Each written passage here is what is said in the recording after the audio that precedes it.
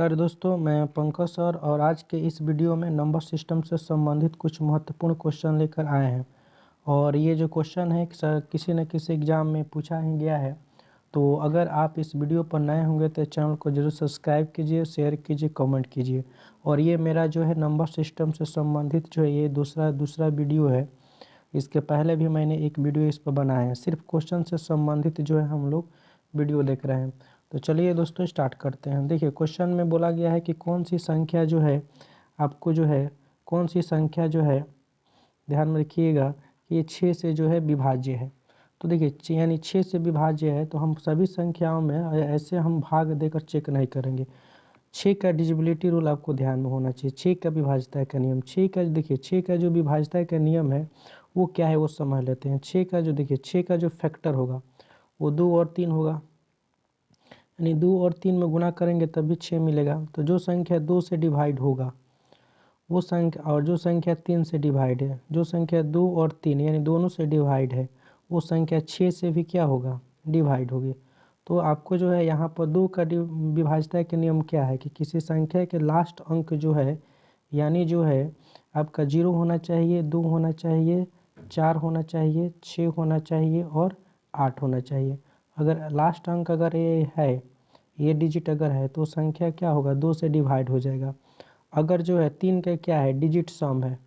3 का जो होता है वो डिजिट सम होता है, यानी सभी मान लीजिए कि उदाहरण के तौर पे समझाते हैं कि हम 231 लिखे हैं।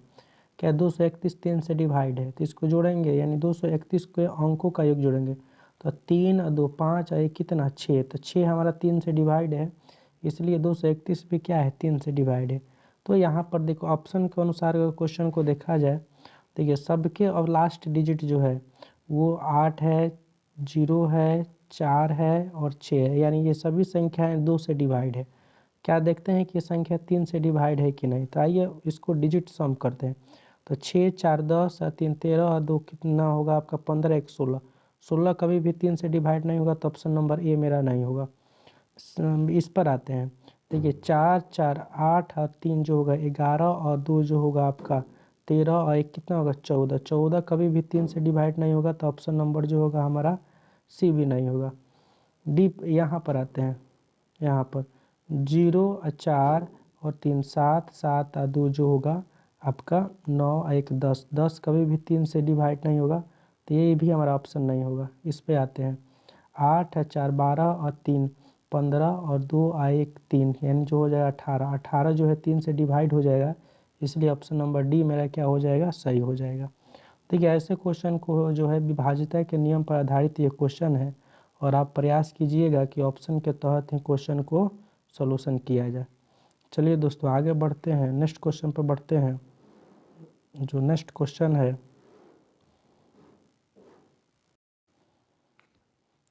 निम्न में कौन सी संख्या 9 से विभाज्य है। देखिए बोला गया है कि कौन सी संख्या जो है 9 से विभाज्य है, यानी यहाँ पर 9 का जो है विभाज्यता के नियम आपको पता होना चाहिए। तो ध्यान दीजिएगा 9 का जो विभाज्यता का नियम है वो डिजिट सम है। वो जो होता है डिजिट सम होता है, यानी अंकों का योग होता है। यदि अंकों का योग जो है 9 से डिवाइड है तो वो संख्या भी क्या है 9 से डिवाइड। जैसे आपको एग्जाम्पल के तौर पर हम समझा रहे हैं। मान लीजिए कोई संख्या लिखे हम, ऐसी कोई संख्या लिखे और चेक करेंगे क्या ये संख्या 9 से डिवाइड है कि नहीं है। तो इसके डिजिट सम करेंगे 2 2 4 4 3 7 2 9, एंड डिजिट कितना हो रहा है 9 हो रहा है। तो 9 जो होगा 9 से डिवाइड हो जाएगा, तो ये जो टोटल संख्या जो है ये भी क्या होगा 9 से डिवाइड होगा। तो इसी प्रकार से जो है इस क्वेश्चन में भी हम लोग प्रयास करेंगे और देखेंगे। तो ध्यान दीजिएगा यहाँ डिजिट सम करते हैं। एक और देखिएगा, जो 9 से डिवाइड होगा वो 9 का पेयर में रहेगा तभी डिवाइड होगा। तो जैसे अगर अंक जोड़ेंगे तो अगर 9 बना तो उसको छोड़ दीजिए, फिर आगे जोड़िए।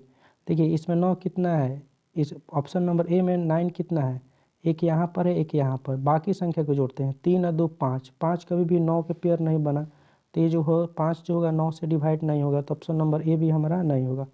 यहाँ पर आते हैं 9 तो ऑलरेडी है। तो देखिए 3 और 1 कितना 4, 4 और 7 कितना 11, 11 1 कितना 12, 12 कभी 9 से डिवाइड होगा नहीं होगा, तो ऑप्शन नंबर बी भी हमारा नहीं होगा। सी पर आते हैं। देखिए 9 एक है, एक यहाँ पर 9 है। 3 और 2 कितना 5, 1 कितना 6, तो 6 कभी भी आपका जो है 9 से डिवाइड नहीं होगा, 9 से डिवाइड नहीं होगा, तो ऑप्शन नंबर सी भी नहीं। जो बचेगा वो 100% होगा। इसका अंकों का योग भी जोड़िएगा तो 9 से डिवाइड हो जाएगा। चलते हैं नेक्स्ट क्वेश्चन पर दोस्तों। अगला क्वेश्चन पर चलते हैं अगले क्वेश्चन पर दोस्तों। अगला जो क्वेश्चन है बोला गया है कौन सी संख्या 4 से पूरी तरह विभाज्य है। तो ध्यान दीजिएगा इसमें यानी बोला गया है ना, ये क्वेश्चन हालांकि पूछा भी गया है 2018 में आपका आरआरबी में। तो 4 का जो है विभाज्यता के नियम आपको पता होना चाहिए। तो 4 का विभाज्यता के नियम है कि लास्ट का जो है किसी भी संख्या का लास्ट का 2 डिजिट जो है यानी लास्ट का 2 अंक जो है 4 से डिवाइड होना चाहिए। तो लास्ट का 2 अंक देखते हैं। देखिए ऑप्शन में लास्ट का 2 अंक कितना दिया है। लास्ट का जो 2 अंक दिया गया है वो एक आपका 54 दिया है। 54 4 से डिवाइड नहीं है, तो ये संख्या भी 4 से डिवाइड नहीं होगा, इतना ध्यान रखिएगा। चलिए बी नंबर पर चलते हैं। बी नंबर ऑप्शन कितना 76 है। 76 जो है वो 4 से डिवाइड है। तो ये जो है 76 4 से डिवाइड, लेकिन आगे भी चेक कर लेते हैं। 66 देखिए 66 क्या 4 से डिवाइड है, नहीं है, तो ये हमारा ऑप्शन सी भी नहीं होगा। डी पर चलते हैं। डी में बोला गया है कि 90 क्या 4 से डिवाइड है, नहीं है, तो हमारा डी वाला भी ऑप्शन आंसर जो है नहीं होगा। तो आपका जो है इसमें आंसर जो होगा वो क्या हो जाएगा, बी हो जाएगा, यानी 76 4 से डिवाइड है। तो इसी प्रकार से ये क्वेश्चन बनाएंगे, ये सब जो है विभाज्यता के नियम पर आधारित है। चलिए आगे बढ़ते हैं। अगला जो क्वेश्चन है दोस्तों, अगला जो क्वेश्चन है बोला गया है कि वह छोटी से छोटी 6 अंकों की संख्या ज्ञात करें जो 18 के गुणज हो। अच्छा ये भी जो है क्वेश्चन जो है ध्यान दीजिएगा ऑप्शन के तहत ही बनाएंगे। जो संख्या 18 से डिवाइड है वो संख्या 9 और 3 और 2 से भी डिवाइड होगी। तो ध्यान दीजिएगा हम यहाँ पर डिविजिबिलिटी का नियम लगाते हैं। जो संख्या 9 से डिवाइड नहीं होगा वो हमारा आंसर कभी नहीं हो सकता है। आइए ऑप्शन ए में आते हैं। ऑप्शन के ए के अगर अंकों का योग जोड़ेंगे तो 1 होगा और 1 कभी भी 9 से डिवाइड नहीं होगा, तो हमारा ऑप्शन नंबर ए हमारा आंसर नहीं होगा। अच्छा बी जो है वो 9 से डिवाइड हो रहा है। और देखते हैं सी जो है 8 है कितना 9, अंकों का योग अगर जोड़ रहे हैं तो कितना हो रहा है 9, तो ये भी हमारा जो है डिवाइड हो जा रहा है। लेकिन जो है डी के पास आते हैं 6 और ये कितना 7 हमारा 9 से डिवाइड नहीं होगा, तो हमारा आंसर भी नहीं होगा। अब एक ध्यान दीजिएगा छोटी संख्या बोला गया है, तो छोटी संख्या जब बोला गया है तो ये तो बड़ी संख्या हो रहा है और ये 6 अंकों क्या हो रहा है, छोटी संख्या हो रहा है। जो 9 से भी डिवाइड हो रहा है 2 से भी होगा और 3 से भी डिवाइड हो जाएगा। तो हमारा आंसर क्या हो जाएगा, यानी सी हो जाएगा। इतना आप जरूर ध्यान में रखिएगा। चलते हैं अगले क्वेश्चन पर दोस्तों। अगला जो क्वेश्चन है बोला गया है, ध्यान दीजिएगा। अगला क्वेश्चन ये बोला गया है कि 1 से 10 तक की संख्याओं के वर्गों के योगफल की गणना कीजिए। यानी कहा गया है कि 1 का स्क्वायर करेंगे प्लस करेंगे, 2 का स्क्वायर करेंगे प्लस करेंगे, 3 का आपका स्क्वायर करेंगे फिर जो प्लस करेंगे, और ऐसे ही जो है 10 का स्क्वायर करेंगे, 10 का स्क्वायर करेंगे फिर जोड़ कर देखेंगे कि संख्या क्या होगा। तो ऐसे देखिए ये 1 से ना बोला गया है, 1 से लेकर कहाँ तक बोला गया है, 10 तक बोला गया है। तो ऐसे हम बोल सकते हैं कि प्रथम, इसके लिए फॉर्मूला भी लगा सकते हैं कि प्रथम n प्राकृत संख्याओं के वर्गों का योग। ध्यान दीजिएगा वर्गों का योग, ये जो फॉर्मूला होता है ऐसे हम लिख सकते हैं n इंटू n प्लस 1 और फिर जो है 2n प्लस क्या 1 अपन कितना 6। तो इस फॉर्मूले को अगर बैठाइएगा तो यहाँ n का मान क्या है ये भी ध्यान में रखिएगा। तो n का मान अगर 1 से कोई संख्या लगातार बोला गया है तो n का मान जो होता है लास्ट डिजिट जो होगा, यानी n का मान क्या हो जाएगा, n का मान यहाँ पर जो होगा वो आपका 10 हो जाएगा। n का मान कितना होगा यहाँ पाते हैं 10 हो जाएगा। अब ध्यान दीजिएगा यहाँ पर सोल्यूशन करते हैं लोग।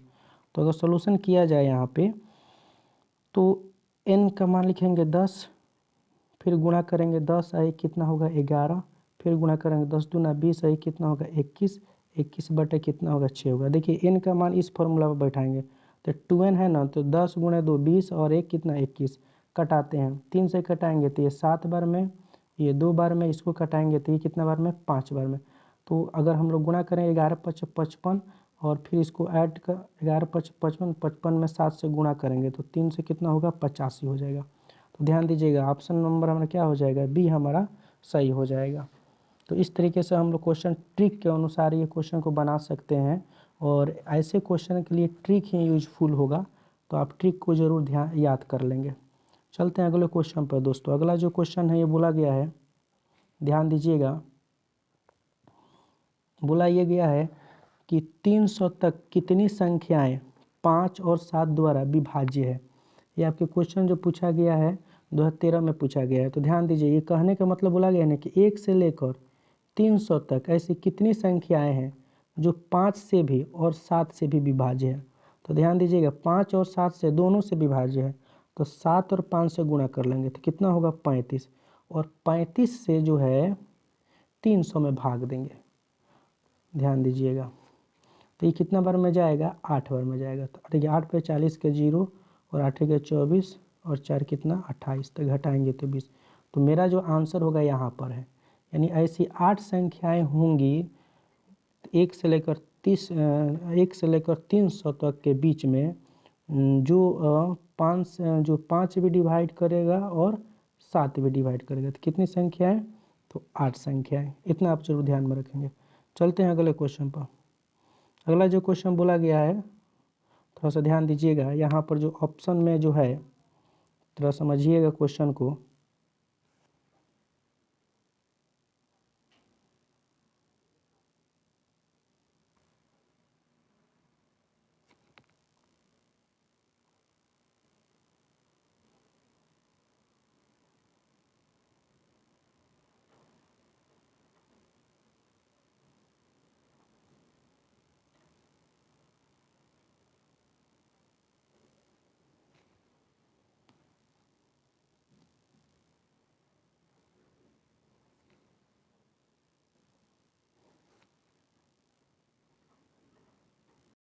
चलिए दोस्तों देखते हैं ये क्वेश्चन कि 2 अंकों की, बोला गया है कि 2 अंकों की एक संख्या इस प्रकार है कि उनका अंकों का गुणनफल 18 है। तो सर थोड़ा सा और फिर बोला गया है यदि संख्या 18 जोड़ा जाता है तो संख्या उलट जाती है, तो वो संख्या क्या है। थोड़ा ध्यान दीजिएगा यहाँ पर। अच्छा एक बात समझिएगा, थोड़ा सा ऑप्शन में जो है 2 अंक, ये जो है थोड़ा सा समझिएगा यहाँ पर कर लीजिए आपका 18, क्योंकि जो है 2 ऑप्शन एक ही तरह का दिया गया है। तो देखिए सब में अगर गुणा करेंगे, तो सब में अगर गुणा कर रहे हैं तो देखिए 4 में अगर ऑप्शन सी पर आते हैं तो 4 गुणे 2 करेंगे कितना होगा 8 होगा। 4 गुणे 2 करेंगे डी में तो फिर कितना होगा 8 होगा। 8 गुणे 1 करेंगे तो कितना होगा 8 होगा। 1 गुणे 8 करेंगे तो कितना होगा 8 होगा। यानी जो पहला बात बोला है कि 2 अंकों की एक संख्या इस प्रकार की है कि उनका गुणनफल कितना है 8 है। यदि संख्या में 18 जोड़ा जाए तो संख्या उलट जाती है। अब ध्यान दीजिएगा, जब 18 जोड़ा जाएगा ना तो उसमें ये होगा कि इकाई के स्थान पर जो संख्या है वो दहाई पर चला जाएगा। दहाई वाला कहाँ जाएगा, इकाई पर। जैसे ध्यान दीजिएगा, इस 18 में अगर 18 हम ऐड करेंगे तो ये हो जाना चाहिए कितना 81 हो जाना चाहिए, लेकिन कैसे होगा, 18 में 18 ऐड करेंगे तो 36 होगा, और 36 जो है इसका उल्टा नहीं है तो हमारा ऑप्शन नंबर जो ए जो होगा नहीं होगा। अच्छा इस पर आइए, ये अगर 81 दिया गया है तो इसमें 18 जोड़ेंगे तो ये हो जाना चाहिए कितना 18 हो जाना चाहिए, तो ये कभी होगा ही नहीं। 81 जोड़ेंगे तो और अधिक ही होगा, तो ऑप्शन नंबर बी भी हमारा नहीं होगा। 42 पर आते हैं। 42 में अगर देखिएगा तो 42 में अगर 18 जोड़ेंगे तो इसको होना चाहिए कितना 2 और 4 यानी 24, तो कभी भी जो है 42 में 18 जोड़ेंगे तो और अधिक ही होगा, 24 नहीं होगा। तो ऑप्शन नंबर सी भी हमारा नहीं होगा, तो डी हमारा जो है आंसर हो जाएगा। ध्यान दीजिएगा, अगर इसमें हम 18 ऐड करेंगे तो ये जो कितना हो जाएगा 42 हो जाएगा। तो ध्यान दीजिएगा, बोला क्या गया है कि उनका गुणनफल कितना हो 8 हो, तो गुणनफल 8 है ही, और उसमें अगर 18 जोड़ा जाता है तो संख्या उलट जाती है। तो संख्या उलट के कितना 42, यानी दहाई वाला, ये दहाई वाला इकाई के स्थान पर, इकाई वाला कहाँ दहाई के स्थान पर चला गया। तो हमारा आंसर क्या हो जाएगा, डी हो जाएगा। चलिए दोस्तों अगले क्वेश्चन पर चलते हैं। अगला जो क्वेश्चन है वो बोला गया है, ध्यान दीजिएगा, क्वेश्चन में बोला गया है